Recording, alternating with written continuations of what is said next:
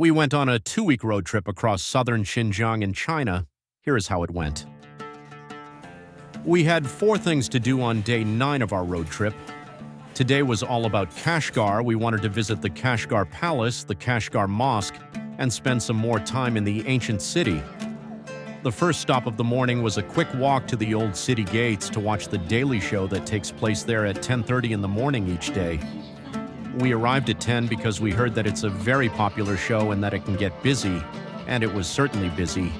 We watched the show and surfed through the crowds to our next stop, which was to do some paperwork.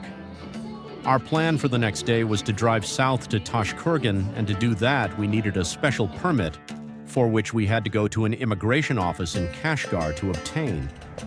This is a requirement for foreigners to be able to travel on the Pamir highway south of Kashgar. The process is routine. We took a DD to the office, took a number, filled in an application form, and waited for our number to be called. Once at the desk, we had to show our passports, which were entered into their system, and we got the permit issued. Now we were officially authorized to travel south to Tashkurgan. We then took a DD to the Kashgar Palace, also known as XiangFei Park, or Park of the Fragrant Concubine.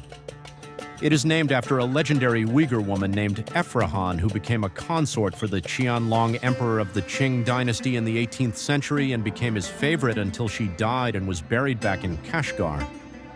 The grounds are quite large and contain 3 major sites. There are the grounds themselves, which are a nice park to walk around in, the palace or residence, which is a museum, and then there is the Afaq Khoja mausoleum, which the park was originally named after. The visit was certainly worth it, especially the museum where scenes of Efrahan's life were displayed in a very interesting exhibit, as well as the bird's-eye view of the grounds and the mausoleum.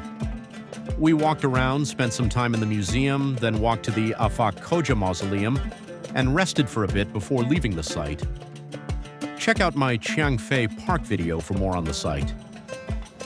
After resting for a couple of hours back at the hotel, we made our way to the Kashgar, or Id Kah, mosque, which is located in a large plaza in the old city where it is common to see elder Uyghurs dancing and singing, as well as plenty of other activities. The mosque was built in 1442 with further additions and expansions built up since then, and being an active mosque, is closed during prayer times for non-worshippers. We spent a bit of time in the mosque before going back out to the main square. By that time it was close to dinner time, and since we hadn't had lunch, we're quite hungry, so went to a local restaurant that specializes in lamb pita meals. We had that as well as some soup and were quite full by the end of the meal. The rest of the evening was spent walking around the ancient city of Kashgar and exploring its alleys and enjoying the lights and sights and sounds. We did nibble on some desserts and fruits which we bought at the market, after which we walked back to the hotel and got ready for the next day. Next morning, we started driving south towards Tashkurgan.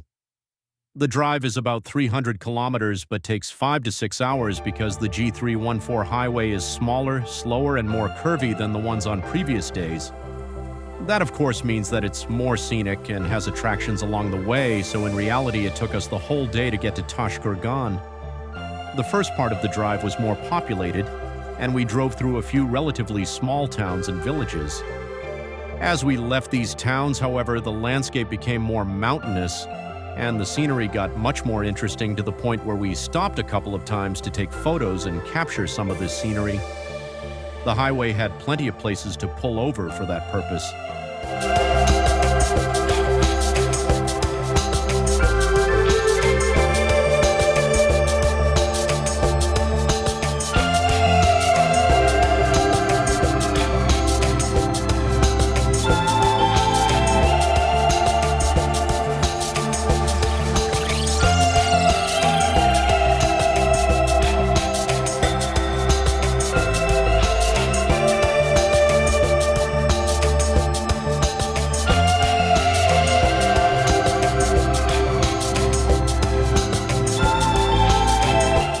At one point, we had to navigate around a landslide that blocked the highway.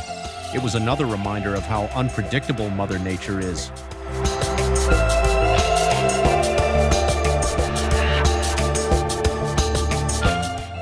We stopped a few times along the way, with 2 of these being at rest stops where we also bought oxygen canisters since we were going up in altitude and expected to reach about 4,200 meters above sea level in the coming days, and didn't want to get altitude sickness.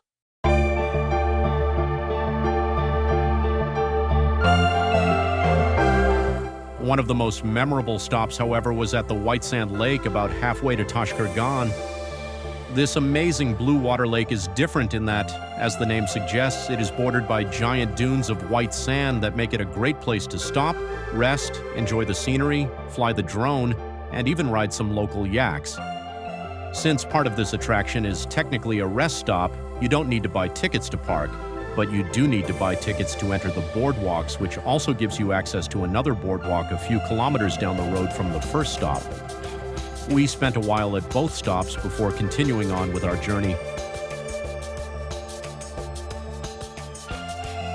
By that time, the sun was already getting lower in the sky, and the lighting, along with the amazing mountainous terrain, made for some majestic views, so we stopped multiple times. As we approached Tashkurgan, we noticed some peculiar road signs along some parts of the road, which we were later told are to mark the edges of the road in heavy snowstorms, which can happen here during the winter. By that time, the sun had already set and it was starting to get dark, so we continued on to Tashkurgan and made it to our hotel just after dark, where we checked in, went for some hot pot dinner, and ended our day.